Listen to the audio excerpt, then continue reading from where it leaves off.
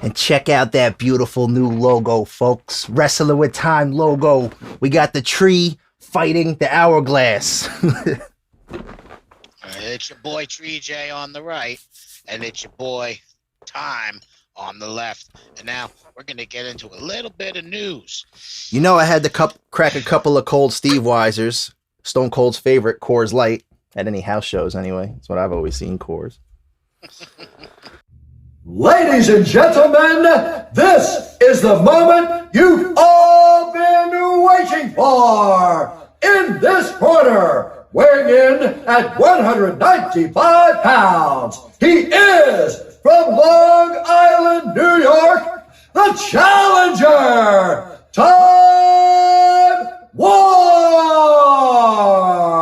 However, from here on and forever, our time is now.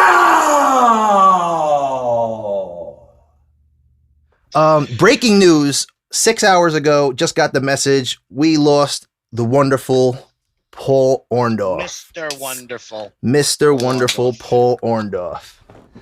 And that's crazy. You know, he was a part of the WrestleMania legacy of the first couple of WrestleManias. You know, he had the biggest, you know, I think at the time was the biggest match against Hulk Hogan. Yeah, I mean, I didn't know too much about him. I just knew he was a legend, you know, when he used to come with the Legends all the time. And he might have even did Legends House, a season of Legends House. I think he did. He did, right? Same one with Mean Gene Okerlund and all them, right? Same. Yeah, Mean Gene, Larry Zbyszko, I believe, and a couple other guys. All right. But yeah, other than that, what else you got for news? Because I just saw that, like, right before I called you, I just saw Kevin Nash post, like, I'm glad I got to be your friend or something. And I was like, oh, let me Google this real quick. And July 12th today, Paul Orndorff, rest easy.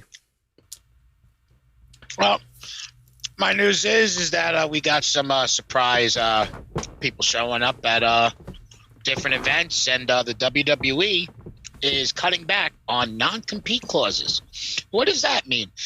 Cutting back non-compete clauses is where after they fire them, they are given anywhere 30, 60 to 90-day non-compete clause to where that WWE pretty much sits them, you know, pays them to sit on their ass for 90 days or extended amount of time and for them not to go work. Aleister Black, the reason why Aleister Black came in AEW was because he was still under his NXT contract. Vince never signed him to a main roster contract. So he didn't have a 90-day compete clause. He had a 30-day non-compete clause. That's what NXT superstars are getting, are 30-day non-compete clauses. Any more releases? I mean, is that in the releases? Is that what you're talking about? Releases right now? I think he did get let go, right, Black? Damian, Killian, a couple other, but that might have been last cuts. We just didn't get the chance to get around to it. I think that was like June 25th, and I think we spoke. No. This is all new news because AEW is about to debut another superstar at All Out. Braun! No. Don't think it's going to be Braun Strowman. I would love for it to be, though. That is one of my favorites. I think that they let go recently. I think Braun Strowman might be going to Impact Wrestling. Yeah, I don't know, man. AEW is getting them all. And I'll tell you why. Impact Wrestling needs a new Abyss. Since Joe Parker himself is working at WWE as part of Triple H's, consulting team for NXT, he's one of the road agents and everything, and then, one of the producers in NXT. Mm-hmm. The original Abyss from TNA is now working in WWE. Okay. He's been for a while, WWE. Right? He's been since 2018, 2019, he's been a part of the NXT Road Crew. I feel like we spoke about him on a previous show. Another thing, I think Braun's going to go there only for the fact that Impact has a deal with AEW. Mm-hmm. So what I think is that he'll go to Impact for the star power, and then when it's time for him to do what Kenny Omega did, come to Impact Wrestling and take the title, I think he might do that. I think he might become Impact champion and then go to AEW and take the AEW title and bring it to Impact and do the whole thing that Kenny Omega did. But since he's a big guy, they can book him really good for at least a good 6-7 months. You can book him as dual champion, probably halfway through the, probably halfway through the 6-7 months, probably say about the 4th-5th month in, have him lose the first title, which would be the Impact title. And then he's holding on to the AEW belt, which now forces him to go to AEW to wrestle. But when he loses the belt, he has to go back to Impact Wrestling because he's contracted by Impact, not AEW. Mm-hmm. So that could be a very good storyline, because I can see Cody Rhodes getting into that. I can see the Young Bucks trying to get into that. Yeah. I can see MJF getting into that. I can see a whole bunch of really cool, all these new up-and-comers coming out in AEW, which, some people I haven't heard of. Understandable. But like I said, AEW is WWE light. You're a pro WWE guy. That's what it is. AEW is coming up, bro. I was just watching AEW Dark for the first time recently, and I just watched one that if you were to ask me Elevation or something. I was just watching right before we called. If you were to ask me in 2006 to 2014, which would you have preferred, WWE or TNA? I would have said TNA. Yeah, well, that's how I'm preferring right now. AEW, bro. Impact Wrestling used to be the home of AJ Styles. Mm-hmm. That's where AJ made his big name. Of course. That's how I saw AJ Styles. That's when he came to the WWE. Yeah. I was like, oh my God, he's going to retire with the WWE. This will be great. I think we spoke about this before. I actually saw AJ Styles and Samoa Joe at Ring of Honor. I went with Carvana when we were in like fucking 7th grade, 8th grade at Sports Plus. We were like ringside seats. And like he did like a Styles Clash through a table, bro. That shit was wild back then, bro. Met Mick Foley that night. Fucking, that shit was crazy. I used to work on his house. Yeah, I remember you said that. Yo, speaking of used tos and other things we spoke on the show, bro, your boy Taz has a lot of quotables in this episode. I can't lie. And it's a SmackDown pay-per-view, the Great American Bash, this one, the 04. Mm-hmm. And he had some quotables in there that we're going to get to later on. But you want to drop your sponsors, kid? Drop your sponsors. Let them know what the word is. Hey, guys, listen. There is a bar of soap out there that will change your life. When I mean change your life, it is a fucking big game changer. Did you know that almost 97% of the generic bar soaps and actual body washes that you use are labeled as dish soap? You're not a dish. You're a goddamn man. What you need to do, you need to go out and you need to get yourself some Dr. Squatch soap. You can get it in a heavy grit, a medium grit, a zero grit, however dirty you are and the gritness that you need. Maybe you want silky smooth skin like I am right now. I'm using a zero grit and it's called Fresh Falls. They have deodorant. They got shampoo, conditioner. They got everything. Head over to drsquatch.com. And if you're not, and if you don't believe me now, just wait until you see the sponsored video later that we have created just for you to show you that Dr. Squatch really does work. Factoroni. And you could get that affiliate link below with all our other sponsors. You could Cash App us. We got t-shirts coming with this new logo, so be on the lookout. This logo right here. Anyway, we could just jump into it. You got any other news, finance news, political news you want to let the world know about? We jumping right in. I found a very inspiring quote from Joe Biden. It's a picture of him just saying, "What?" I saw that. It's a very inspiring And I quote. saw your little fucking car that you renamed Patriot. What is it? The Patriot Pacer number 45. Yes, sir. Yeah, I seen that shit. But this is I think this is Our Time Is Now, episode 25. And this is Wrestling with Time. This is 10, right? I think this is 11. Is it 11? All right. I believe it's 11. It could be. I know we got more rest. I got more rest. I kind of went from like opening a podcast that was really about everything and just really channeling our love for wrestling into it and kind of overrode it. with wrestling, but I don't give a shit because I love wrestling. I love taking a trip down memory lane. I love just talking about this shit. I love watching it. I love enjoying it. And we have some of the best to do it tonight, bro. We got Eddie Guerrero on the card. I love talking about Eddie anytime Eddie's name pops up. Pretty good lineup. Great. This is Great American Bash 04. Also want to let you guys know who was the referee we were talking about on the last show. We said did Nature Boy. Scotty Armstrong. I looked him up, kid. It wasn't him. I found pictures of him. It was this prick, and it was Charles Robinson. Here we are, Charles. Charles Robinson. I knew it. I couldn't think about it. I said I was going to put a picture in the last show if I could find it. I didn't edit it in, but right here, this is little Naitch Jr. In case you guys tuned into the last episode and were like, what the hell are they talking about? There you go. This opens up with something kids don't do anymore, and that is pledge allegiance to the flag of the United States of America.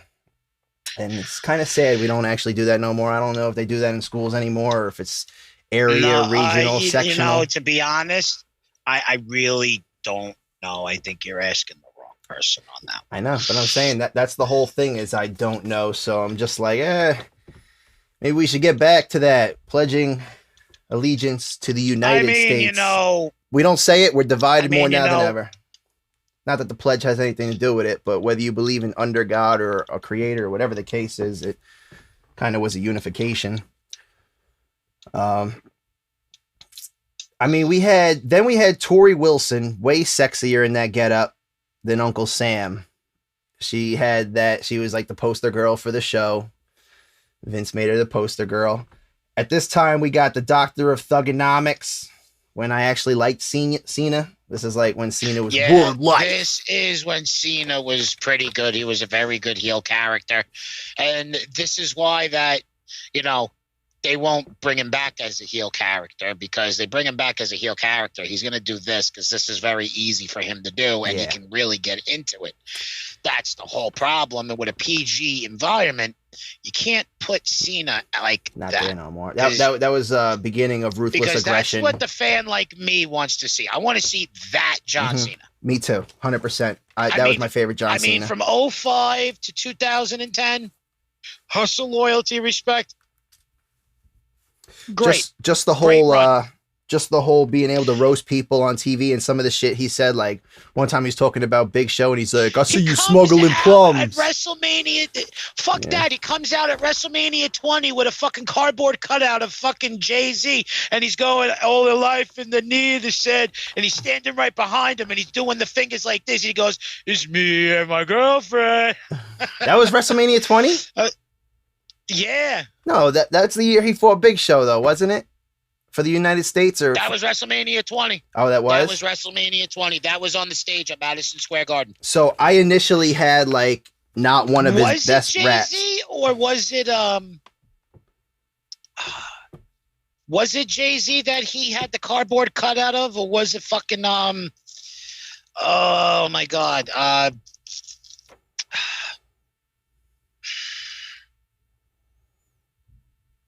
It was either Jay-Z.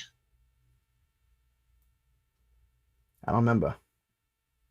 Who sings the song "Me and My Girlfriend"? It is probably Jay-Z. I mean, girl. Tupac sings it originally, but then Jay-Z. Jay-Z and Beyonce, or was it like Jay-Z and like Alicia Keys or something? I don't know. I never really. But all I know is that at WrestleMania 20, he came out to that. That was like that was awesome. You know what? I never really was huge on Jay-Z, bro.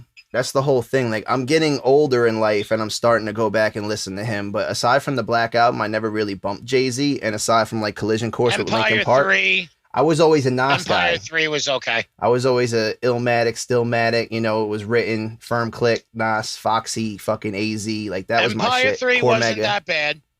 Empire 3? Empire 3 wasn't that bad. Yeah, no, that's one of his albums.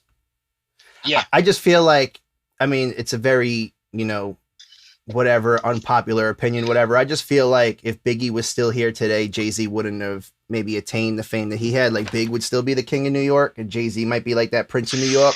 Kind of how, like, Jay-Z maybe considered the king of New York, and then you got Nas down here, and they're always, like, friendly competitors. Like, That's just me. Well, did you ever hear the story of what happened to Nas? Nah, what are you talking about? What do you mean? When right before he became famous, he had a notebook that had about like 8 albums worth of songs. Yeah. Somebody stole that notebook one day when he was on the subway going home. It happens to a lot of artists. 8 albums worth of songs that he was about to fucking put out and everything.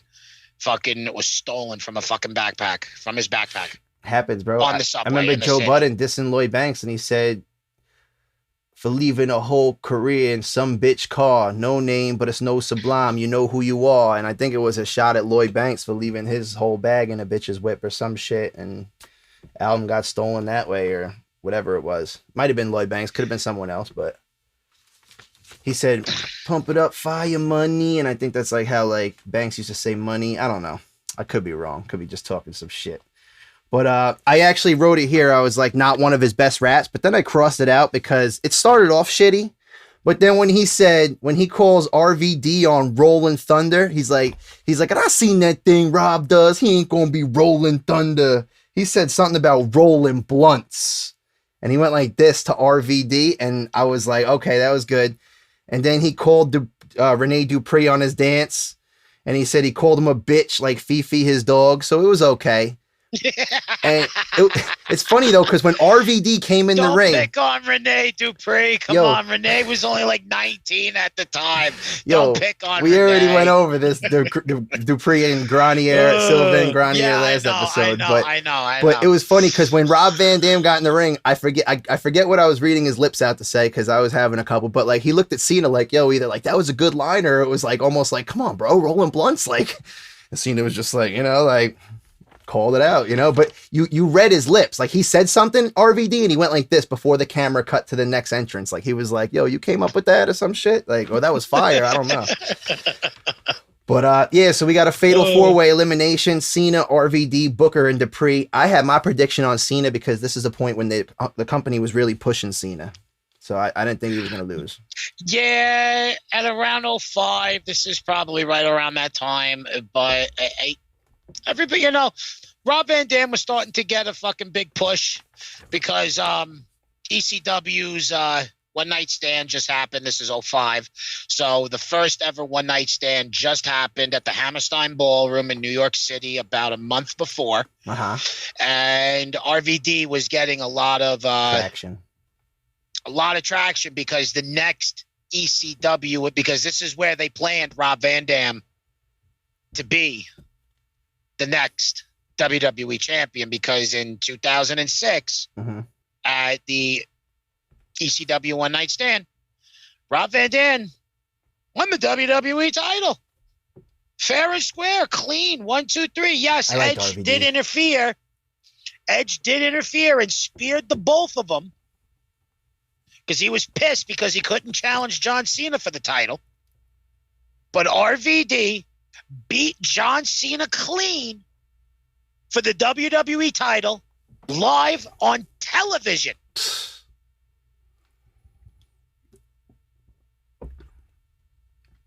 RVD could have been Pay-per-view. RVD could have been. Sorry. He should have been in the big player picture, but he was always, no matter what, he was always in like the European or intercontinental picture. What they should have done when they bought ECW, they should have bought the TV title. And they should have made the TV title his RVD. For superstars like, how they do in AEW. That's a good thing. The TNT Championship, that's a very good idea. Because then that's who who the television company is going to want to push later down the road. But also, I mean, so like if you have all these other titles, it kind of like undersaturates like the market as far as like, okay, World Heavyweight Champion and then just like the TV champion. So, like, you're the TNT champion when they air on Wednesdays. The champion can go back and forth. Yeah. Unlike the world. You see, at this point... But you're like a face of the company without major face, kind of. Yeah. You're right. It's like the same situation. So, the TV title could have been today's 24/7 championship. I always felt like Triple H wanted that World Heavyweight Championship because he wanted the same one Flair wanted. That's why he never really went for the WWE title. He had the WWE title, of course. And in the beginning, before they unified him into the Undisputed, But he always wanted that world heavyweight championship. Like he wanted that belt, that Nature Boy that he grew up watching on TV, rocking that around his waist. I don't think so. What I think it was that when Eric Bischoff brought the WCW title to WWE for the World Heavyweight title, it was gifted to Triple H. So, there's a lot of rumors out there because WWE doesn't own the actual WCW title. Did you know this? They do not own the original WCW title that Ric Flair actually brought. Yeah, so to they had WWE in 91. they altered it a little bit, but it was like the same shape.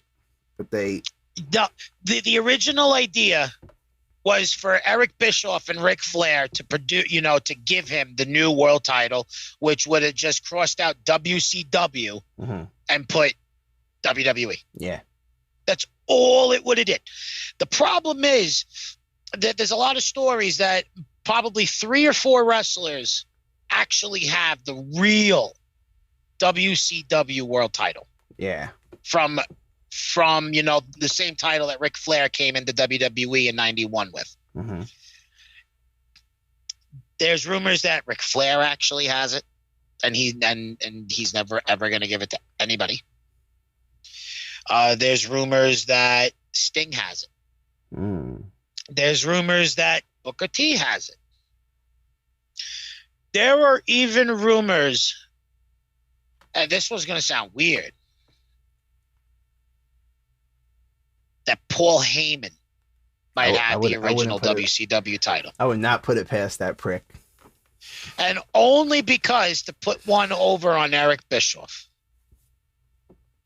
Eric Bischoff and Jim Herd, which at the time between 88 to 95 was Jim Herd era, which Paul Heyman had a lot of lawsuits against Jim Herd. That's why Paul Heyman left WCW and created ECW. Aha. Eric Bischoff came in 94, didn't become television producer and executive till 95. So when you do hold on. Eric Bischoff was around during the Jim Herd era, but he was backstage and everything. He wasn't television or anything like that. He wasn't pretty much introduced on TV until about late 94, 95. Okay. So rumor is that Paul Heyman took it when he left the company. There's also reports that Booker T had it because Booker T was the last world champion. Of course, that could be possible too. So out of all those wrestlers that I named, the only one that seems to make the most sense is Booker T, because he was the last one to be WCW champion. Yeah. But there was a rumor going around that when they had the last WCW show, and, when Shane McMahon, bought it and everything, and, they did the, back and forth, simulcast and everything, and the main event was Booker T versus Sting, which was a great match. I forgot all about that back-to-back simulcast. That was a great match. Here's the thing. To this day, I've been watching the archive shit that's on A&E, with WWE going to find all their old stuff and everything and tracking it down. Yeah. They haven't went out and tried to find the WCW title, the real WCW title. So there's a rumor that Ric Flair might have it from when he left WWE, WCW, and then when WCW sued him for having it, he had to give it back. I honestly think that WCW said, well, it's Ric Flair's now. Ric Flair's never going to give it back. So, we got a replica. Let's just use the replica. Nobody will know the difference. Yeah. So, wouldn't it be weird that WCW was wrestling with a replica belt all the way up until its existence? That's how you knew it was shit. I was actually. I'm just saying, conspiracies are conspiracies. Well, back to the original belt. WCW. I'm sorry. Great American Bash was actually originally WCW pay-per-view. A WCW event. And I was watching some of the old ones too. Like I was watching Page and Macho Man, like 97 or something. And the earlier ones, like the 88, 89, 99, like it's like all battles Ric Flair for the championship, battles Ric Flair for the championship, battles Ric Flair for the championship. And I think it was even NWA title in the first Great American Bash, 88 maybe. I could be wrong, but I was just reading the description on Jim Crockett Promotions at that time was still in league with the NWA, so the NWA title was still the World's Heavyweight Championship that during makes that sense. time. So that's because why that was Naitch still had the it for so long. territory they were in. Yep. So, going back to what you said, you want to? I think it's a Great American Bash video. I'm not entirely too sure. Well, I do want us to do another Great American Bash and just keep this theme rolling for this month. We'll do another one, like an older one, a retro one, and it's Independence Month. You know, Happy 4th of July. Salute. Well, to I'm trying to think. I don't know if it was a Bash at the Beach. Oh, that could be it, or a Great American Bash, or a Great American Bash. One of Chris Benoit's best matches. We're gonna have to look it up. Against Kevin Sullivan. We're gonna have to look it up and find out. That was. That's Bash at the Beach. No. There was a Kevin Sullivan and Benoit match that I was watching, but I was like dozing in and out, and I woke up and I heard Benoit goes after Sullivan or something, like while I was dozing out, and then I just turned over and I shut it off because I was like, it was like early in the morning, like 2:00, and I was just trying to sleep. That might have been the Bash at the Beach, the Great American Bash, or that might have been a Clash of Titans or whatever Clash they used of to Champions. have. Tuesday night, Thursday night, whatever it was, Vince. Saturday Night Titans. Saturday night. But we'll get back to one of those. Like I said, this is the beginning of Cena's build. I don't really see him losing. I mean, I just bought some fire, by the way. Chalkline Harlem Heat fucking pants. I can't wait for them bitches to get here, bro. I seen those joints online, and I was like, How much did you spend on them? Here's the deal. I didn't get them from WWE.com, which was like $54.99 or whatever they were going for. I got like this other website that popped up, and I got them for like 22 something, like 22.50, and they're the same exact Chalkline pants, same factory, just probably over order, whatever, like that oversell website or whatever. Well, hold on. WWE needs to, let's say it costs $7 to make to make that product. WWE is going to upsell it 1,000% to make that money. And then back. they also charge you like $7 shipping. Title, yeah, $500. Yeah, so I saw that. I want that Wolfpack title, but I'm like 500 beans. One of the titles I have. Yeah, one of the titles I have. It's a $20 title. They make it for $5. They 1,000% it fucking, and then they make fucking $15 on it. I know. But I saw the fucking the Wolfpack one looks fire, and it was like zinc alloy plating or whatever, 24 karat or 18 karat, whatever, like plated. I mean, rather zinc alloy, the material, and it looks fire. It's got the wolf on it and the for life and red and black belt, and I said $500 a little too much out of my league. Unless somebody wants to gift me $500, I can wear it on the show and thank you and shout you out in the comment section. Our time is now. Hashtag our time is now. Find it in the description too. But they are dope. So here's one funny quote. We're gonna get to the first Taz funny quote. He said, "I am the Frenchman. I am the French tickler. I tickle French guys." I remember that. Oh my God! You just brought back the most hysterical. He's like, "I am the Frenchman. I am the French tickler. I tickle French guy." Fucking hilarious. Go back and play SmackDown versus Raw 2006. Use Rene Dupree. He says it every time. The French tickler. Every time. Every single time. I didn't even realize. I must have been distracted or turned my head for a minute because I didn't even realize. Did he say he has to take a French pee? I didn't. I didn't even notice RVD got eliminated because it was a roll up schoolboy by Cena. Celebration don't last long for RVD. You know, in and out real quick. Dupree gets gone by Booker. You know, FU by Cena. And that's the end of that match. Sorry.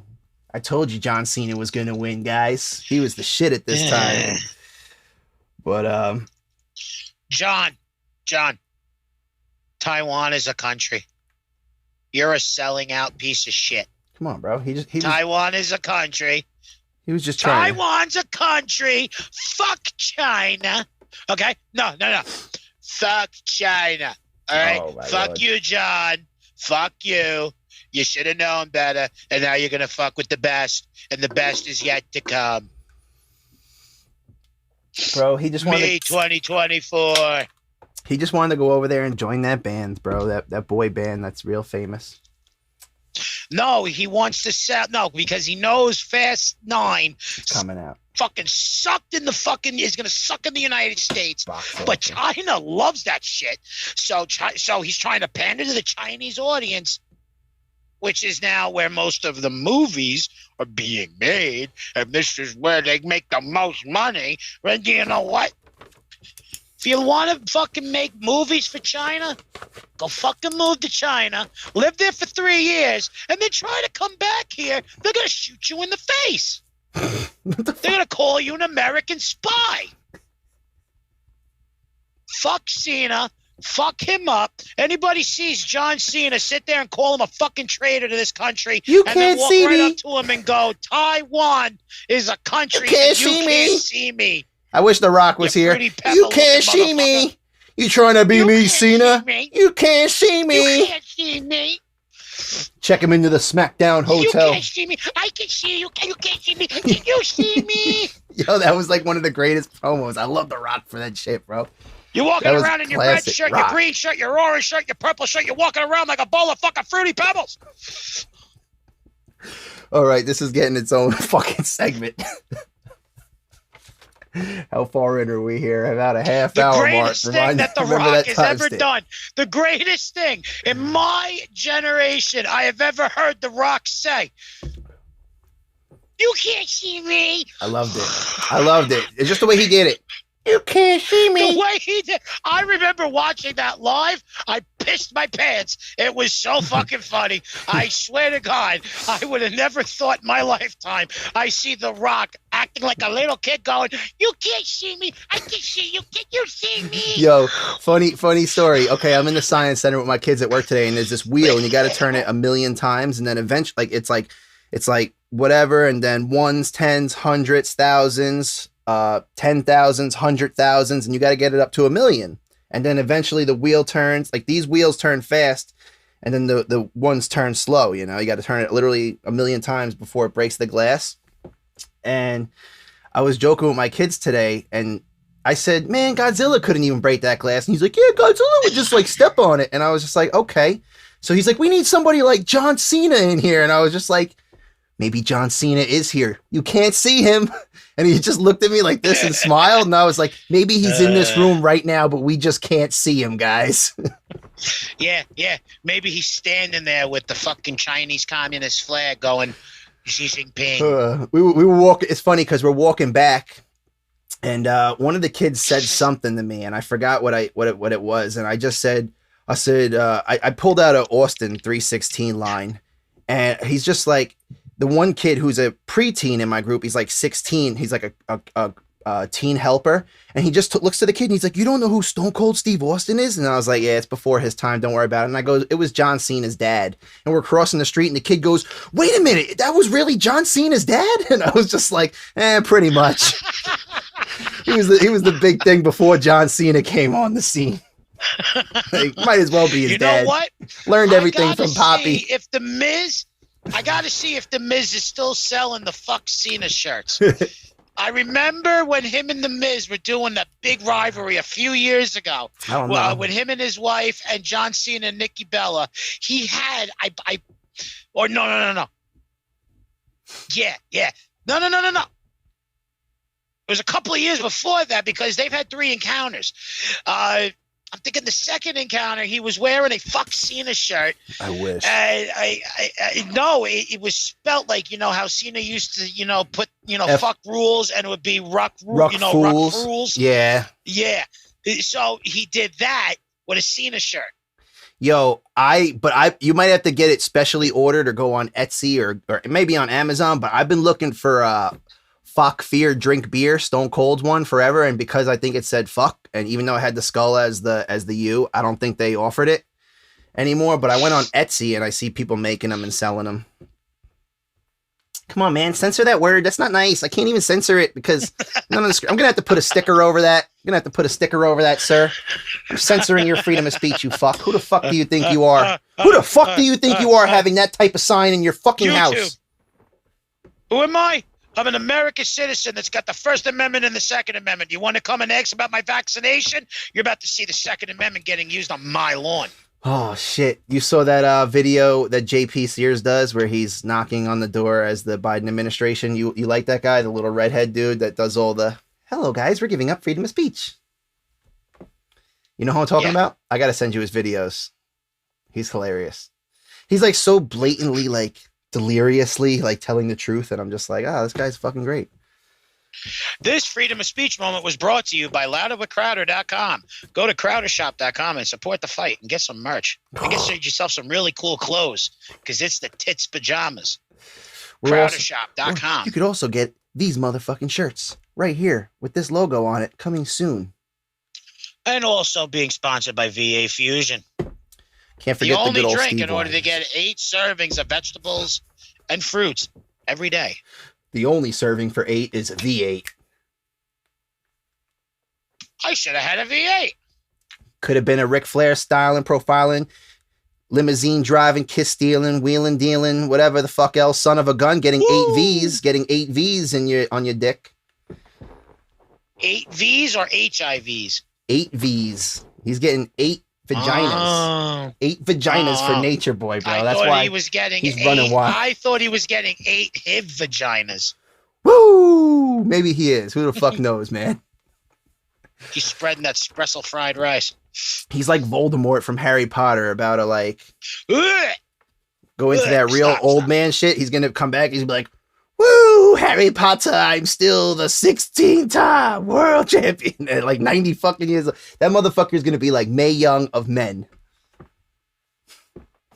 Not as long as I'm around. Gonna be the Mae Young man. Nobody's gonna get past me, Vincent Kennedy McMahon. I do miss the good old SmackDown versus Raw games where That kind of sounds the first like one fucking though. What's his face? That kind of sounded like the governor, Jesse Ventura. Bro, I'm not just trying. At first, I thought you were doing Triple H. I'm just trying to give you the facts. I thought you were doing Triple H. Fluoride in the tap. I went trying going off the grid once, and it didn't work so good because the cameras kept following me. I'm just trying to tell you what I know. I did have one of my kids dying today. Navy SEAL veteran.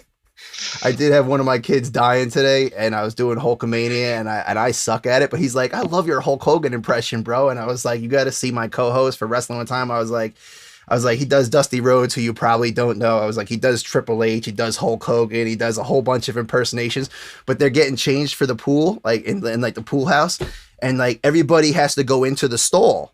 Like I don't know why. Like there's actual changing area, but you know, like they always want to go into the stall, and sometimes there's only 2 stalls, and it's a whole pool of kids, and I'm like, yo, people gotta go to the bathroom. Everybody is embarrassed. Yeah, but they're all waiting to go into the stall, and I'm just sitting there. It carries over into your adult life too. I'm just sitting over there, and I'm like, listen here, brother. There's a reason why they have this changing area over here.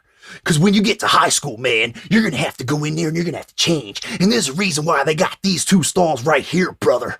That's because when a Hulkamaniac comes in, bro, and he's got to let go, he's got to take a leak, man. And that's the only thing I know for life, bro. I had to go piss so bad, bro. And I was just like, come on, guys, hurry up. What are you taking so long and they're getting changed for? Like, come on, open up, bro. Just got out the pool. Got to wait for a line of kids to go in and get changed. Go get changed in the locker room area. This is a bathroom area. Kids pee on the floor in here. Why do you want to change next to a pee floor toilet? That's how you get fungus on your feet, ladies and gentlemen. Always wash your feet after school. Another fact that I learned today at the Science Center. We're talking about feet, bro. This is and just don't gold. step in dog shit. So apparently, like, mosquitoes love Lindbergh cheese or some shit.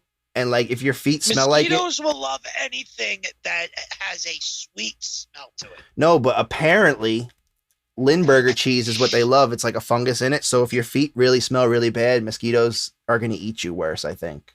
Or something. I got to reread it when I go back. It has something though. One of my friends was trying to tell me this like 4 or 5 years ago.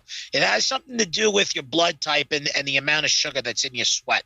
So if you sweat a lot, mosquitoes are more prone to come to you because your blood is a lot more richer.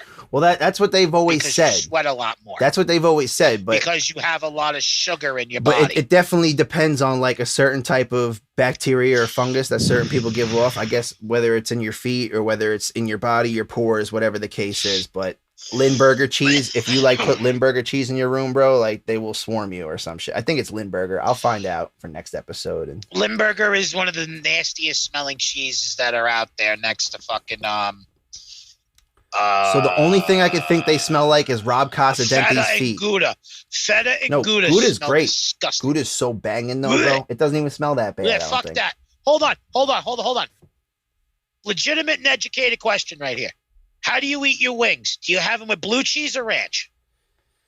I don't really use sauce too much. I kind of just eat them flavored. I never get like plain wings. Like it's always got sauce, medium, hot, whatever. If you have hot wings, do you dip it in ranch or blue cheese? I don't really. It depends, bro. I never really had super hot wings where it burns my mouth off. Like I don't go to like a wings place and be like, yeah, give me like the hottest fucking. You got 32 flavors. I want the one that's gonna make me throw up.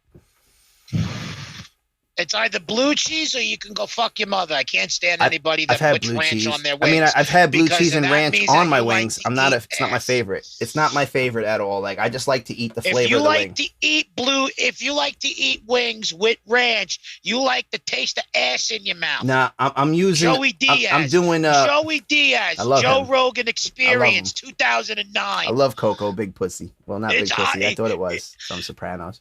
It's either blue cheese on your wings or you can go fuck your mother. The waitress comes over to me and was like, oh, what do you want with your side of wings? It's like blue cheese or you can go fuck your mother. Yeah. The blue cheese or you can go fuck your mother. The only time I really eat cheese on my wings, though, is if I'm getting like garlic parm wings. And the parm. Now, Buffalo Wild Wings makes the best. I don't care what anybody says. I never really went there. Oh my god, dude. I mean, I've been there a couple times, but I'm just saying. Tuesday nights, buy one get one on boneless or boned wings. Yeah. Holy shit, you can mix and match all the flavors. There is one in Ithaca I got to get down to one of these days. It's good. We're getting off topic here. It's fine. So this next one I really wanted to discuss with you. I wish I could put the music in here. I'm predicting Haas versus Luther Reigns. I'm thinking this is not Roman Reigns. Yeah, Luther Reigns. Not Roman Reigns, just Luther Reigns. No relation to the family. I'm thinking this is the first failed Reigns taken over by Roman. I mean, even the music sounded familiar. Bum, bum, ba-da. It was a little different. And I said, sorry, Roman, they recycled you. Like they just went through Jim Johnson's vault and said, yeah, let's fucking make this guy Reigns and use this music again. No. That's not true because what they did was they just used the Shield's music for his theme song. I know, but I'm saying. And then the only difference. It is the Reigns, only though. difference between Roman's song and the Shield song after Roman became his own superstar, they took out the dana, so they just went dana. They just went straight into the Shield song. They got rid of the intro.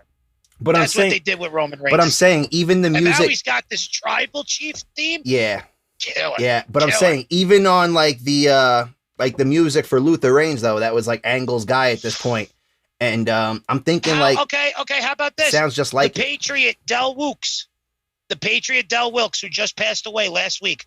Wait, he came out to Kurt Angle's theme. Wait, hold up. The Patriot passed away. The Patriot Pat Wilkes, just passed away last week. I saw him at a show in Elmira here with fucking Kevin Nash, Scott Steiner, and Sabu. Just passed away, 57 years old of a heart attack. Shit. Rest your soul, brother. Just so you know, the Patriot was in WWE in 95. Yeah, I know. He's always been Kurt Angle's theme before Kurt Angle was even in the WWE. Yeah, he's always been around, and he's always been on the circuits. Like, I think he was even with WCW at one time, right? Yeah, but he wasn't as the Patriot, I don't think. I think he was labeled something else. Anyway, it was a quick match. I didn't really care for it too much. Haas is great, but I mean, like, Luther Reigns, I knew, like, I predicted Haas. To push Luther Reigns as the next Brock Lesnar. Yeah, and I thought I predicted Haas. It was Luther Reigns with the win. Didn't really fancy it too much, but we have to do one episode. Speaking of Charlie Haas, I love Charlie Haas. I know you do. When he was exiting the company, He did all the character impersonations. He did John Cena. He did JBL. He did fucking he did JBL first. Then he did John Cena. Then he did the Great Khali. Oh. Then he did Bret the Hitman Hart. Then he did Beth Phoenix, which was fucking hysterical. I remember watching that. I remember watching that live on commentary. You got Rowdy Roddy Piper, Goldust, and the Honky Tonk Man. This is during Santino Marella's Intercontinental Champione of the greatest of all time. Is this when he had during 08? The Cobra. Yeah, no, before the Cobra. This was before the Cobra. This was when Santino and Beth Phoenix were on television together. Oh. He was known. He was trying to beat the only person to hold the Intercontinental title longer than anybody in history, still to this fucking day, even though Chris Jericho and The Miz have almost fucking 10 reigns apiece, but don't have the amount of time that they've held it. The Honky Tonk Man has held the Intercontinental Championship for a record of 84 weeks. Whoa. Still a record that has not been broken yet until they met Santino Marella. Really? Santino broke Honky Tonk Man's record? No. He never did. It was a gimmick. It was a thing called the Honkometer. Now, what I'm trying to get to is with Charlie Haas, where the second week he introduced the fucking Honkometer. He goes, put up the Honkometer. And after they put it up on the television screen, and he goes, the Honky Tonky Man has been Intercontinental Champione for a record of 84 weeks. And then he's at week 7 or 8 or whatever. And then Beth Phoenix music hits. She's next to him already. Aww. Her music hits, and it's Charlie Haas coming down the ramp, and all you hear is Roddy Piper going, King, we got Hillary Clinton in the WWE. And then after that, you're hearing King going, this is hard. This is so great. Does anybody have any objections to this? And then after that, Roddy Piper's is asking Goldust, come on, put something into here. And he goes, I don't like cross-dressers. Oh, my God. He comes out, he does the thing that Beth Phoenix does, and his chest is bigger than Beth. Goldust, right? Boobs. Oh, my God. No, Charlie Haas, when he comes down to the ring, and he's doing the Beth Phoenix thing, his chest is bigger than hers, not by the pecs that he has, but just by the things that he's doing. Damn, you're right. Charlie Haas was an entertainer. Wasn't it me and you? Cut this for 2 seconds. Cut this for 2 seconds. I'm sorry, I gotta answer this. Oh yeah, hold up. But yeah, he's walking down, and besides his regular, built body, they put fucking cantaloupes or something in the fucking bra straps of her fucking attire. King even makes the comment, I think Beth's a little pissed off because his chest is bigger than hers.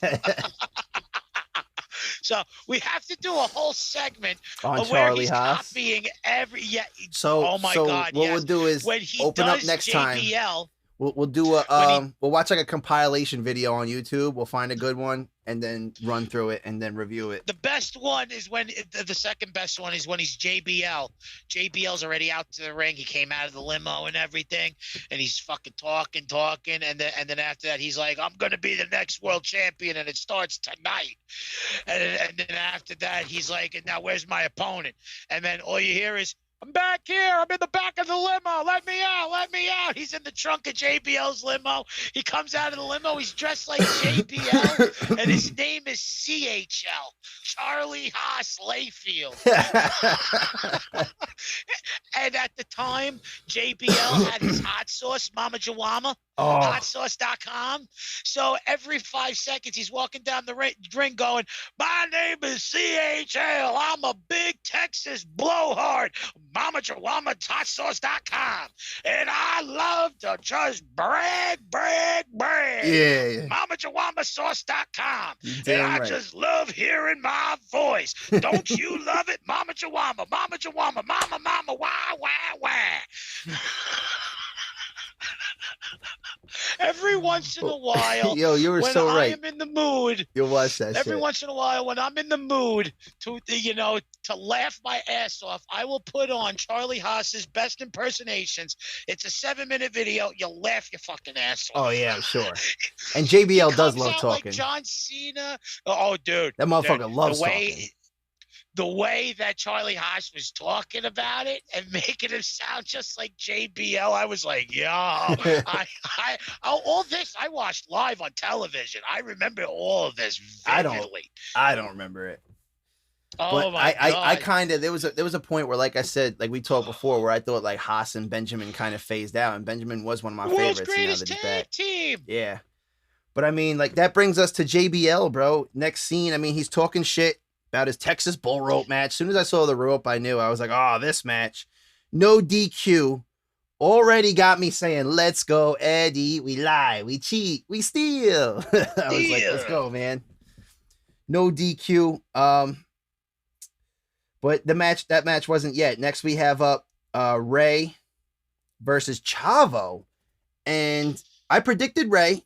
I wanted to say that this is a cruiserweight title match. Yeah, this was also around the time where Ray kind of broke, in Chavo's eyes, Ray broke up Los Guerreros. Really? So this was the beginning of Chavo becoming a bad guy. Yeah, well, I was going to say. They already lost. You see, in the storyline, that's why Eddie's facing JBL for the title. They already lost the tag titles. Okay. So Chavo's blaming Ray for that because if I remember correctly, I think a few months before they lost the titles, Ray said something to Eddie live on SmackDown, and he whispered in his ear. And when Chavo asked him, "Hey, what did Ray say?" and he sat there and he just spaced out, and he goes, "Oh, nothing, Paquito. Come on, let's go." Yeah. And then they walk away, and then it clicks after they lost the titles. Like a few months later, Ray said fuck Chavo, get rid of the titles and fucking go back and be a champion again. Well, I have another. Chavo's mind during this storyline, he thought that Ray was the main reason of the destruction of Los Guerreros, which you'll figure out later. In 2005, in the beginning, you had Ray versus Eddie for most of 05 because when Eddie couldn't win back the title, he blamed Ray. Yeah, you're right. And that's when the whole Dominic shit came in. That's why Eddie and Ray had that really good rivalry. It started Dominic, I'm your papi. Now you got Dominic. Listen to him. You listen to me. I do love the fact that they got Dominic and Ray, like father and son, fighting side by side. I'm happy Ray. Dude, I cannot believe he used to have fucking platinum white hair, and now he's got dark hair now. But I mean, just in general, I think that's awesome that Ray's withstood the test of time, which brings me to a quote that Taz called Rey Mysterio the greatest cruiserweight ever, and I can 100% attest to that. I agree, 100%. 100%. I don't think anybody's breaking the game as good greater as he than did Ray. In WCW in so the 90s. Good. And he looks just as good, and he's probably even gotten better, even with all his injuries. He knows how to pace himself better. And 100% that I think I was going to say this is we talked about it on the last show that I think that I said I forget who we said was the best match, like Benoit or Eddie, the way they work together, or Ray and Eddie. I think we said was probably the number one best working together, like in synchronicity. I think the close second, though, would be Chavo and Ray. I mean, I think they put on a hell of a match. Like, I'm talking about explosiveness, how they work together, and things like that. Chavo is a great wrestler, Kurt Angle versus Eddie Guerrero. Nah, but we already talked Benoit, Eddie, or Ray and Eddie. A match that never happened for a major title. I know, but we said Ray and Eddie in an Ironman match would probably be probably compete with the Hart, HBK, and 100%. along with the greatest Yes, Ironman 100%. matches. But I mean, this was a lot of back and forth.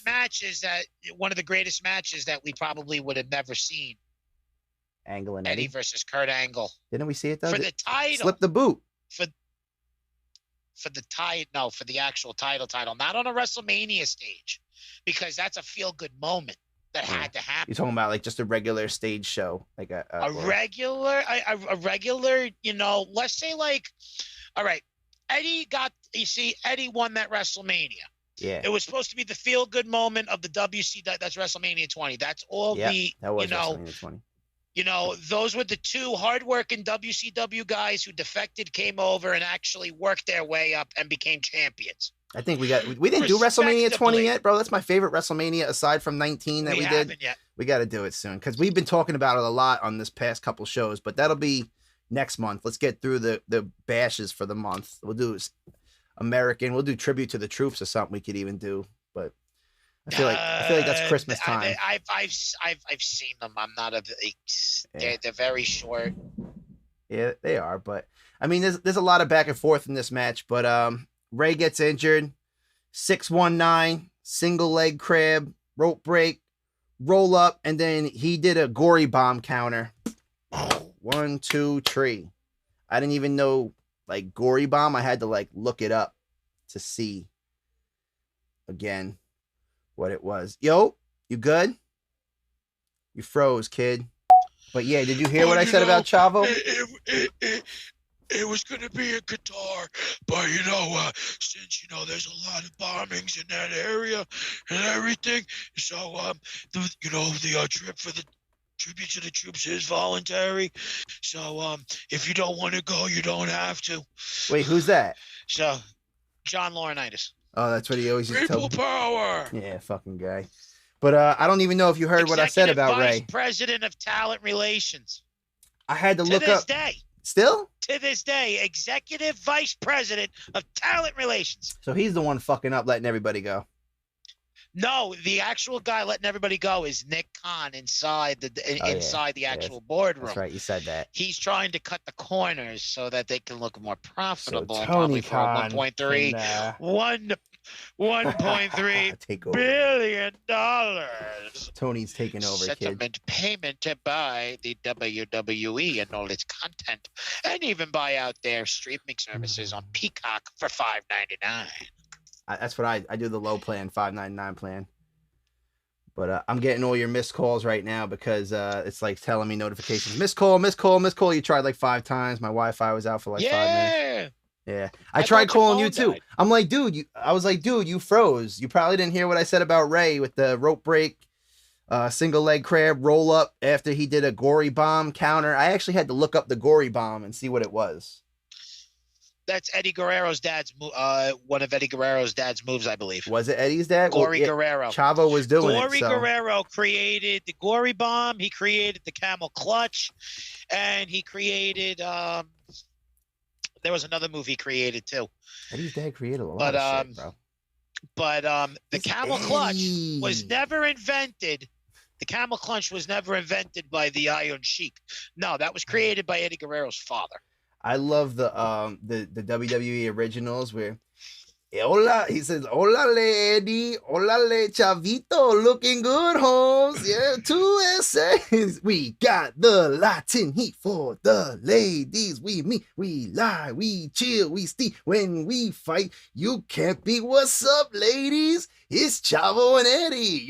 We came to have some fun, and we're ready to get down with the mamacitas, all the foxy senoritas. Come here, girl, just take my hand. Even if you have a man, he can't do the things we can. I think that's the whole bar for bar verse. You know what? I like Chavo Guerrero better when they put him in a white getup. All right, they called him Kerwin White. They shaved all his hair. They fucking bleached blonde his hair. Put him in a fucking Tiger Woods. I shit you not. Go look it up. Kerwin White, Chavo Guerrero. He drove around with Dolph Ziggler in 2005 in a golf cart. Oh my God. coming out to Fuck. Frank Sinatra. Oh my God, Chavo, you didn't do that, did you, Chavo? Yes, he did for like 6 months. Damn. And then he killed the gimmick after his uncle died. Yeah, because he bought the Guerrero back. It was the EG straps Yep. and everything. Man, that shit still hits me, bro. That shit still gets me there. Kerwin White. It's a beautiful day to wake up in a white neighborhood. So, yo, they're getting That's how the ready, theme yo. song goes. It was so racist. You want to talk about racism? It's a good to be up in a white neighborhood. And he's Latino, so it's like, what the fuck you got this guy playing the role of that He for? had Dolph Ziggler as his golf caddy. This is 2005. So to give people a recollection of how long Dolph Ziggler has been in the business. Oh, long time. All right. Dolph Ziggler's been in since 2003. I was gonna say 02 even. No, 03. 03. 03. Yeah, it's been a while. Yeah, because him and John Morrison were part of the executive stooges for Eric Bischoff when he became general manager of Raw. I'm back, and I'm better. One of my than favorite ever. theme songs. I love that theme song. Fucking Eric. Every time that hits nowadays, I'm like, I love it. Back then, when I was People playing are SmackDown going versus nuts Raw, I was for like, him. I love fuck you, Bischoff. But so yo, we go to cutscene. It's Sable or Torrie, whatever, someone interviewing them. Yeah, it's interviewing in the hot tub because that's what they were doing. And you just have the Funaki with the God bless America. You know, like after Torrie stands And remember, up to people, get ready this for guy Sable. who just said God bless America for looking at two hot blondes Of course. was the same guy that was going to choppy somebody's pee-pee. Oh, I forgot about that. Yeah. What was his fucking thing? Funaki, What was his shit? Just chop, right? Or some shit. we're going to chop your pee-pee. But anyway, They were going fucking. to cut off Val Venus's Big Lebowski. Ooh, yeah, that was right because he was the porn star. Funaki was part of that stable. Oh shit, that was Taka Michinoku and Funaki as a stable. Funaki, yeah, that's At all that the time? Asian wrestlers from They were good. New Japan and All Japan through that I'll tell time. you what, I always had a like the Michinoku driver, and I always enjoyed watching Taka Michinoku fight. Excuse me. Like he also was one of those high-paced cruiserweights. Like I wouldn't say like he's definitely up there with the elites, but you know, as far as I say, like Ray's the best. There's no better than that. But I mean, out of a lot of the superstars that have come through WCW, I enjoyed Taka. I think Funaki had more character off camera because they always had him do the skit stuff. Funaki was a big character guy. You know, he was the character guy, but like Taka was like the actual fighter, the wrestler. I feel like I don't know. If that makes sense. So, if you agree to disagree, whatever. I liked him. I didn't mind watching a Taka Michinoku match, even when like it was Sunday Night Heat or some shit or a pre-match to a pay-per-view. I was like, all right. And just to show you how racist WWE was back then, they had another Asian play a cowboy called Jimmy Wang Yang, an Asian from the South. I vaguely remember. I didn't remember Jimmy this. Wang Yang was a good cruiserweight. I didn't remember. He was a good cruiserweight. I didn't remember him. this He was next really good. one. We had the Bronze Warrior, Kenzo Suzuki, who I vaguely remember. That's With Hiroko. I think I remember Hiroko more than I remember him. Hiroko was the girl who came out in the Yeah. Japanese outfit, right? You Yeah. know, with the kabuki face and the dress and the fan and the whole 9 yards. She was also. Wait, did you say Kenzo Suzuki? Yeah, Kenzo Suzuki. I really forgot about him until now. Like, till seeing this paper. This is going to sound racist, but I don't mean this in any way to to our Asian people from Japanese, Oriental, Chinese, whatever. Actually, fuck China. Motherfucker. I keep forgetting Tajiri and Kenzo Suzuki almost look identical. You could mistake Tajiri and him. I'm looking back. I don't think I could, but if you're not a wrestling fan, You could you also got to remember they're all, they were part of the cruiserweight division, so they didn't really. well, actually, no. This is fucking the Bronze Warrior, Kenzo Suzuki. 2 nicknames here versus the badass Billy Gunn. And I was really figuring like maybe a crazy finisher will come and I'll remember him Billy like Gunn was Tajiri. still, hold on. Yeah, bro, like Tajiri. Like I'm thinking like This Poison is 04, Mist. right? Yeah, well, yeah, I'm thinking Poison Mist though, or the Tarantula, like Tajiri signatures. I'm thinking when I see a famous move, I'll remember this guy. But never happened. Why doesn't this ring a bell? Never happened. It was a knee to the back of the neck, a modified neck breaker. Like he had him like this, like he was going to do the Scorpion Death Drop, and then he just did like a knee breaker, and that was the end of the match. You know, well, I mean that was knee to the back of the neck, but I think I predicted Billy Gunn on there. I think I wrote Billy Gunn 1. I think. Was this still during the tag team of Chuck and Billy, or is Billy Gunn already back on a singles run? No, this is badass Billy Gunn, bro. Badass Billy Gunn.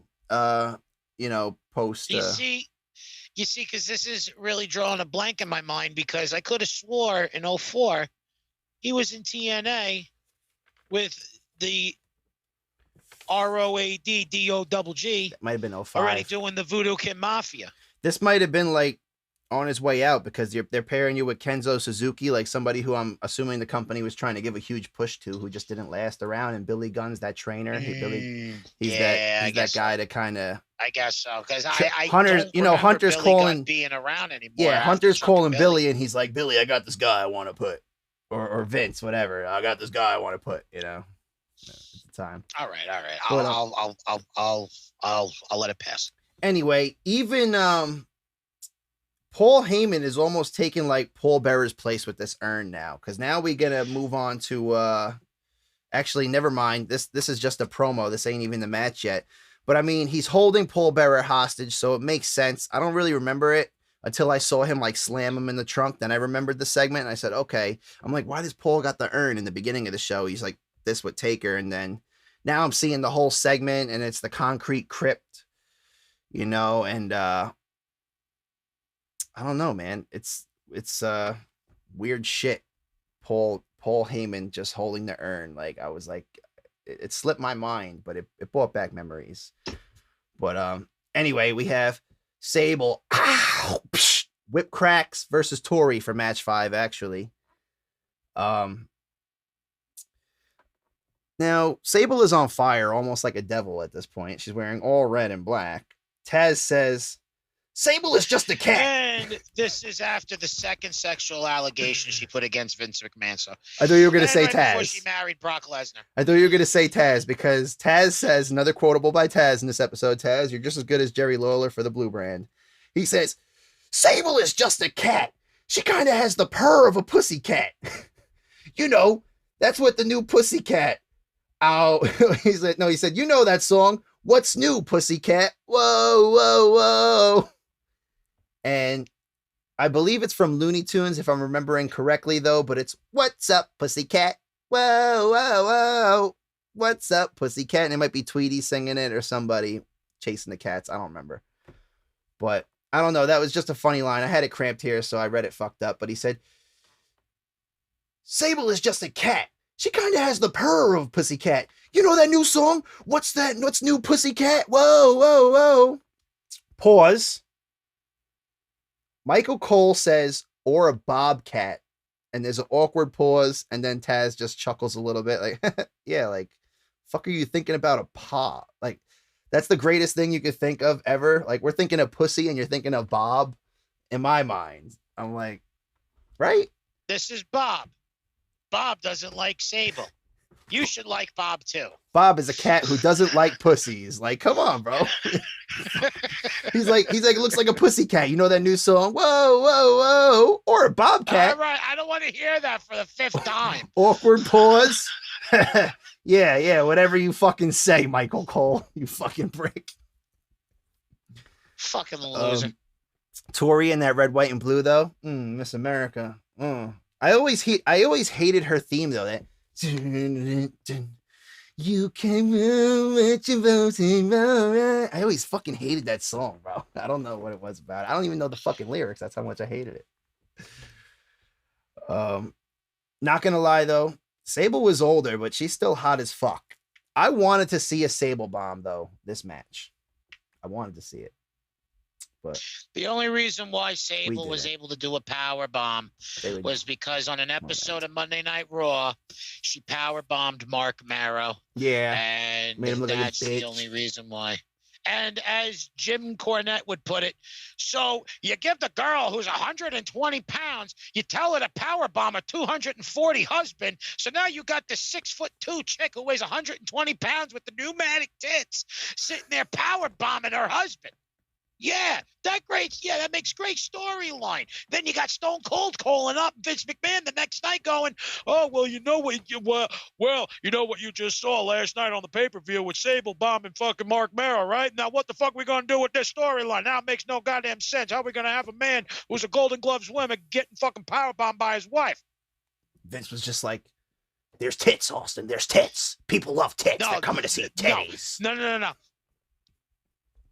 Vince McMahon, Vince Russo, and that little fucking beaver tooth motherfucker who sits behind the fucking production thing, fucking Kevin Sullivan. Fucking no,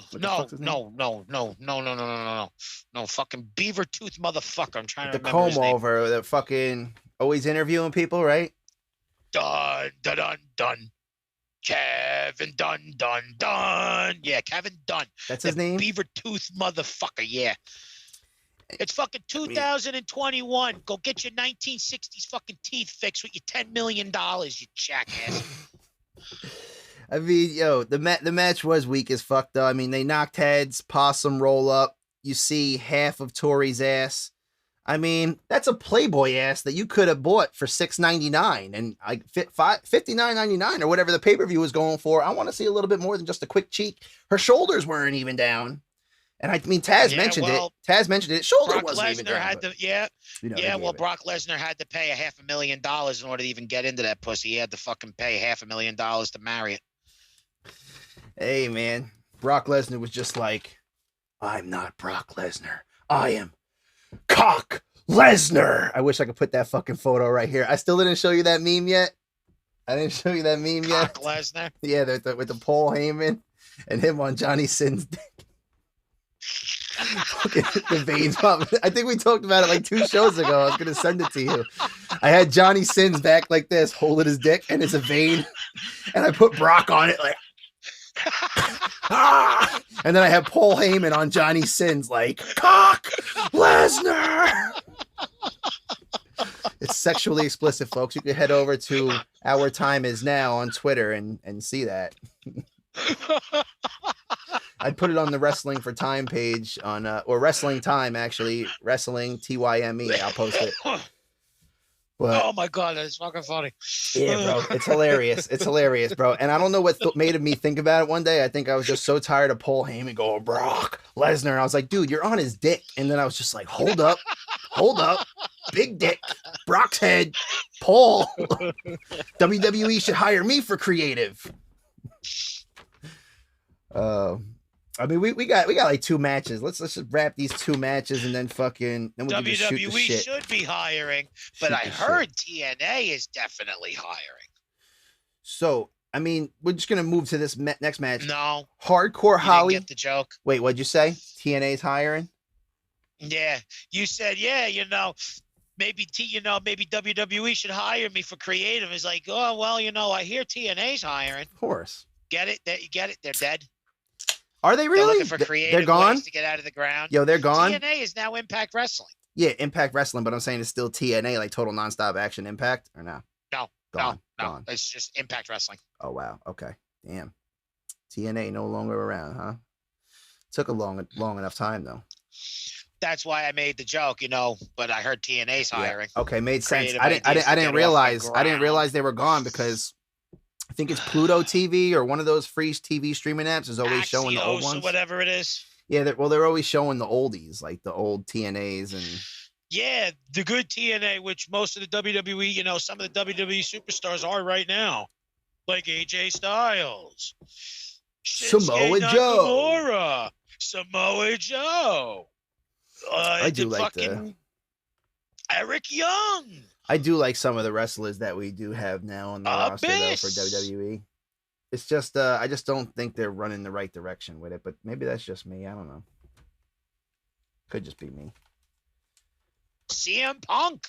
CM Punk worked in TNA from 2004 to 2005. Oh yeah. CM Punk. CM Punk's on the original first 50 episodes of TNA. He's in them. Oh shit. The fucking. You remember Shinsuke Mordecai? Nakamura. Fucking Mordecai. That's Kevin Thorne. But yeah. Wait, you know who that is? Really? Yeah, that's Kevin Thorne. I forgot that guy. I forgot that. Oh, really? I forgot that guy even wrestled for WWE. But we have. I just want to get through this so this way we could shoot the shit and just go into more wrestling history. But Hardcore Holly versus Mordecai. I always wanted him versus Taker. They were building up Mordecai to be the white version of the Undertaker. Always wanted to see it. Which is what they did at WrestleMania 25 with Shawn Michaels versus the Undertaker. I said always wanted to see him versus Taker. I seen him live at Nassau Coliseum one time. I was like, that should have been Taker versus Mordecai, not Hardcore Holly. But anyway, that's just my opinion. They were building him to be the light side of the Undertaker, and it was supposed to be a WrestleMania match where they met up at the Royal Rumble. Well, the plan was for Mordecai to come in at the Royal Rumble, start making a name for himself. And since we were getting towards the Rumble, have him in the Rumble. The Undertaker comes in the Rumble. He eliminates the Undertaker, and then that sets up the match for WrestleMania, which Mordecai originally was supposed to be on the 21-1 list at WrestleMania. He was supposed to be one of those people that was on that list. Yeah, and better not have been the one at all. But they ended up changing it to Randy Orton. And, well, hold on. Who did Taker face at WrestleMania 20? No, it was Kane. He faced Kane at WrestleMania 20. Was that was Dead Man's return from American Badass after Kane buried him alive. Well, after Kane helped bury him alive with Vince, I think. Yeah, so that was the original plan for Mordecai, was to build him up to be the big, the white version of the Undertaker. Which we're bringing up WrestleMania 20 again, so motherfuckers gonna get that WrestleMania 20 show coming very soon. That's gonna be a long one. I think that's like a 4-hour show, but it's a great one. Madison Square Garden. MSG, bro. The infamous double fingers to the cameraman backstage from Brock Lesnar. Yeah. But where he sits there, he looks at Goldberg, he looks at Stone Cold, and he looks at and then he looks at the hard camera, and then he goes, I forgot that's Goldberg. Goldberg, the ticking time bomb, and Brock Lesnar, the movable object or whatever. No. Brock Lesnar, the next big thing versus the NFL superstar Goldberg. But I remember when Vince was giving the promo, he said Goldberg, the ticking time bomb, and an uncombustible or a combustible force and Brock Lesnar or some shit. But should have been one of the greatest matches of all time. Really was. Sucked. We didn't get it till years later. The makeup match we didn't get it until a couple of years ago. Yep. And let me tell you something. When Goldberg came back, Brock Lesnar was the champion. It was fucking great. Goldberg comes back. Brock Lesnar's like, I'm going to beat you again like I did last time. And then fucking boom. No, Goldberg beat him the first time, bro. Goldberg beat him. Yeah. WrestleMania 20. Goldberg won. But here's the thing. But in Brock's mind, he won because he quit the company. So he already had one over Goldberg. So, but in his mind, he thought he won. So he wanted to expunge the, as they said, he wants to expunge the loss that was given to him over 10 years ago. And then as soon as Goldberg hits the ring, spear, 1, 2, 3, it's over. Like, what the fuck? Yeah. Yeah, that was like a quick. When Goldberg came back though and did that quick 1, 2, 3 spear, 3 spears, whatever, and a jackhammer to Brock and finally won. That's how they should have booked him in the beginning. That's how it should have been. Automatic destroy from WrestleMania 20. Then this match should have been. But I think, like you said, if that was like Brock quitting the company, that could have been like his rebellion. Like, yo, I ain't fucking laying down being no bitch. I don't give a fuck if it's Bill Goldberg. I'm fucking Brock Lesnar. Like, he was like, I ain't gonna fucking job for anybody. Brock Lesnar still wasn't as big of a name as he is today. But still, in his mind, he's the next big thing, Brock Lesnar. No, understandable. But if it wasn't for the fact for him going to UFC, Mr. Here Comes and the Pain, legitimizing himself, as the next big thing, that's what really legitimized him as the next. That's why thing. Vince loved him. He was like, we got another Ken Shamrock on our hands. Oh well, he little inside fact, there's a reason why Ken Shamrock will never come back to the WWE. Well, let me tell you, he can kick major ass, but he's not title worthy. Yeah, Take your hint on that one, and that's exact words from Ken Shamrock himself. he was always intercontinental or like hardcore or some shit. He's you know, not European. meant for European. world titles. Triple H was like, he was in the corporation when I was there, and I didn't really like the guy, so made sure he doesn't really stick around. Ken Shamrock came out on an episode of Inside the Ropes or Chris Van Vliet or whatever, and literally said the only reason why I haven't been back in the WWE is because of a large nose, large forehead guy who said I'm not world title material. He kind of looks like a Neanderthal. You might recognize him if you see him on TV. He had long hair. He used to spit out water. Kind of short now. He used to spit out water. You know, I still have bigger muscles than him, including at my age, and I actually work out. I'm not on roids. But I mean, like, let's just wrap this Mordecai. I mean, anyway, it was 2 close calls by Holly, sit down spine buster by Mordecai, 2 count Alabama slammer, and then a reverse crucifix-like maneuver, kind of like Razor's Edge. Even that's what I said, and then Taz was like, almost like a Razor's Edge maneuver, and I was like, exactly what I was thinking, just the crucifix, and then 1, 2, 3. I predicted Mordecai because he was new, and I knew they were trying to push him, and then they won. But here's a funny thing. Dawn Marie talks to Dupree backstage, and he said, I will get even by protesting. I will protest and get rematch for championship. And then in walks Nunzio with a guy with big feet. I mean, that's what he's talking about. He said, Nunzio walks in, and he's like, you know what they say about guys with big feet? And I'm dead. And then he walks up. I forget who the guy with the bull, the fucking fedora was that was always with Nunzio, the bull or whatever the fuck his name was. Or Johnny the something. FBI. Are you sure? Are you sure it wasn't Big Guido? Because he was known as Little Guido. It might have been, but he wasn't even that big, bro. And it's funny. He looks down and he goes, well, hold on. There are 2 FBI's. Well, it was Nunzio. FBI's. There's the FBI's from the old ECW days. Yeah, I don't know. Which was Vinny the Guido, Little Guido, and 2 other guys. Vinny the Guido used to be the manager. Then it was Nunzio, and then who used to be Little Guido. And then there was 2 other guys. Then WWE repackaged them as just the FBI, but it was Nunzio and 2 other guys. I don't remember. I'm gonna post the picture right here because this dude walks up and he goes, guys with big feet, and he's looking down at Dupree, and you could see Rene Dupree's boot. And this guy is wearing like fucking like what The Rock used to wear, like those white striped pants that are baggy, and it's like over his shoes. You can't even see his fucking feet. And I'm like, who the fuck is this guy dissing? Guys with big feet. Bitch, you can't even see your fucking feet. But I'm like, it was just funny. I don't think they realized it when they cut it. But Nunzio's like, you know what? Look at my feet, Dawn. You know what they say about guys with big feet? And then his little goon is laughing at Dupree. And he's like, yeah, guys with big feet. And when they pan down, you can actually see Dupree's feet. But you can't see this motherfucker's feet behind his pants. Yeah, Little Guido was like 5'3", 5'4", really, really good fucking wrestling. Really good. He could kick the shit out of anybody. I'm gonna post it though. It wasn't even the fact that he was a good wrestler, bad wrestler, none of that shit. It was just a funny segment. And I think like WWE, when they panned the camera, they were like, maybe no one's gonna catch it, but oh fuck, you can't even see this motherfucker's feet, and he's trying to roast this guy, you know. But I don't know. We'll have to see that. I was like, you couldn't see past his pants. I was like, I'd rather be a size 6 than a size 3 or a size, you can't see me. You can't see me. That's it, kid. You can't see me. I can't see you. Can you see me? You know what they say about guys with big feet. You can't see me. You can't see me. That's going to be a fucking TikTok, bro. I'm going to have John Cena coming out. I'm a no. Do, do, do, do. You can't see me.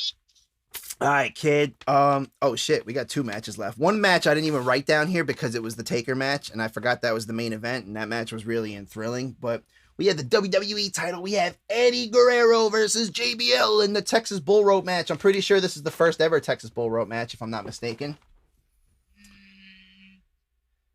Or maybe JBL had one before and he's just reintroducing it. This is, I think, the first time. No, I think this is the first time WWE has used the Texas Bullrope match. I think since earlier days, like 80s. They did it. Okay, hold on. They did it with Roddy Piper and I think Bret Hart in the 80s. They did it. I know they did it a lot in WCW because that was my match. Okay, baby. I was the one who created. Was it Dusty? Bullrope match. That we use that a lot in WCW. Now, as Jim Cornette would say, that would be coming a gold tooth. That's how you make a lot of money. All right. And money is how this business is drawn, baby. All right.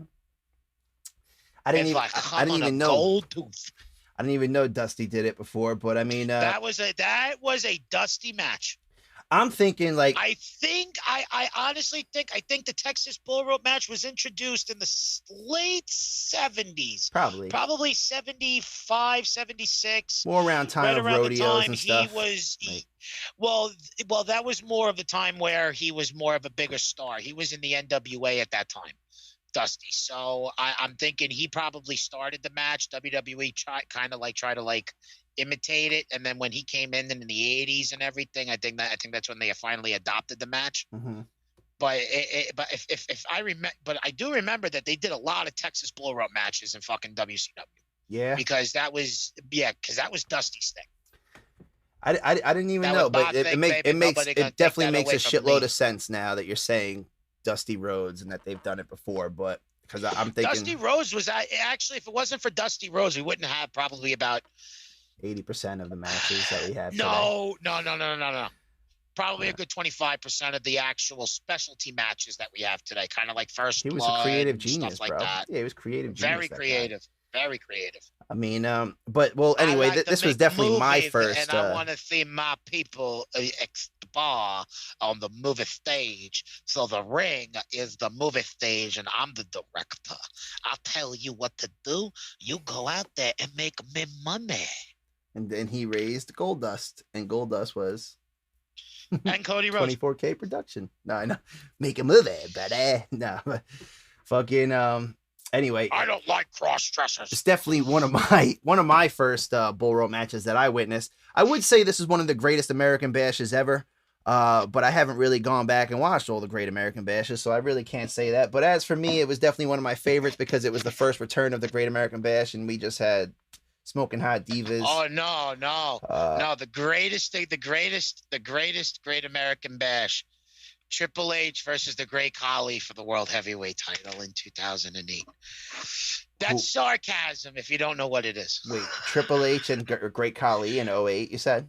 Yes. You look at doesn't appeal to me. Triple H is like, I just want to take down the biggest motherfuckers to make me look like the baddest game around, brother. Oh my God, that was a legit match that happened. Triple H versus the Great Khali at the Great American Bash. I believe it was 08. He was probably wrestling him like, come on, Khali, we did this in training. Man. We went over this in training. No bump tonight. I do no bump. Come on, man, you gotta do the knee to face. I gotta jump up. You're gonna have to bend down so I can hit you with my fucking knee, man. You're too tall. No. But Ali no do nothing tonight. I mean, Ali just smack you on head and win title.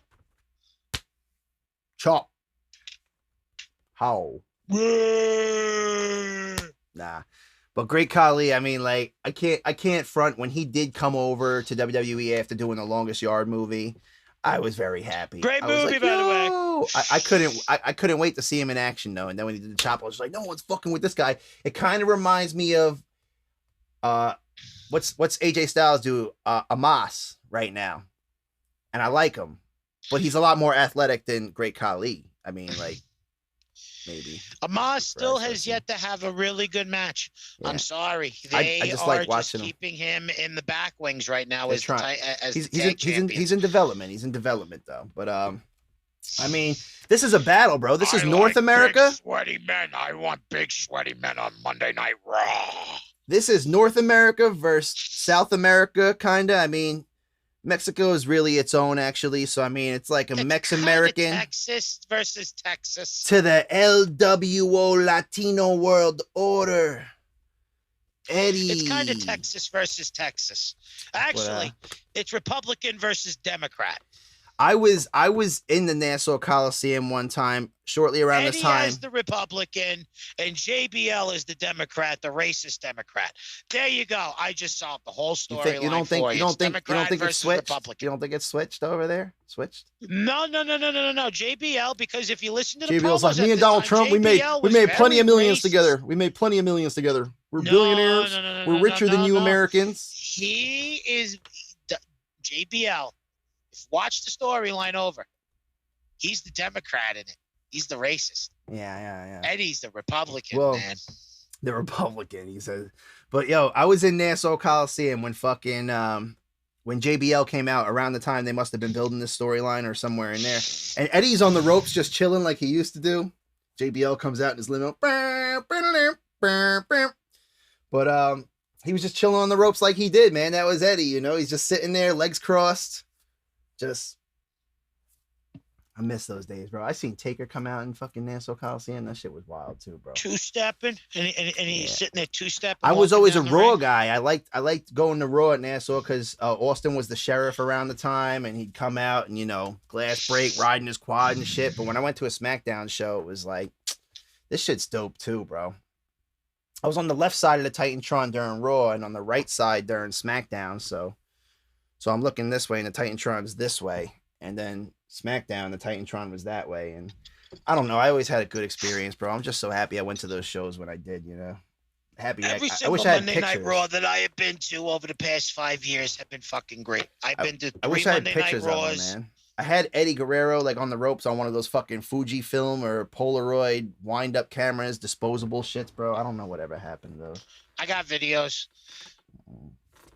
But, I was there the night after WrestleMania 35 where they were at the MetLife Stadium, and Zack Ryder won the Zack Ryder won the fucking tag team titles with fucking Kurt Hawkins and broke Kurt Hawkins on losing streak of like 195 losses to like 0 wins.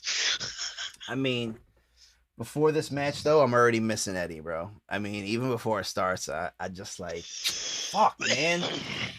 Like, I posted to Twitter, like, I was really drunk like a week or so ago, and I said, I think Eddie Guerrero was, like, one of the greatest, like, from, like, I think we talked about it, like, Sasha Banks, like, Finn Balor, I think, maybe, and, like, a couple others that he influenced, King Ricochet, and I'm just like, yo, this dude really inspired, like, people. Like, there's people who are, like, from our generation that are living today that are still, like, never forgot about Eddie, bro. When a lot of the youth and a lot of the young kids, like, it's going to be like a generational gap.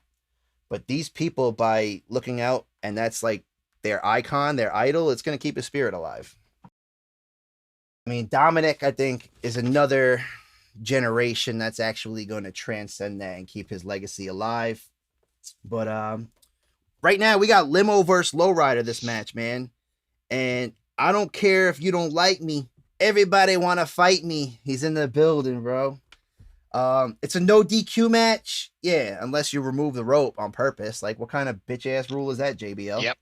But, what the fuck? I mean, you know, you use it as a weapon, and then this match is on, bro. Hashtag Foley is God. Hashtag Foley is God. Foley is God. I don't know what the fuck I meant by that. Maybe they might have said commentary on it, like, or somebody was holding up a sign that said Foley is God.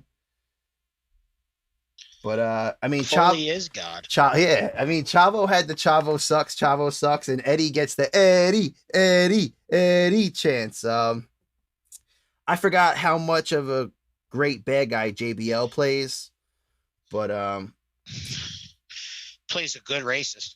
Yeah, I mean, this one was a lot of, and a lot of blood. And a really, really good bully in real life. Breaking tables and shit.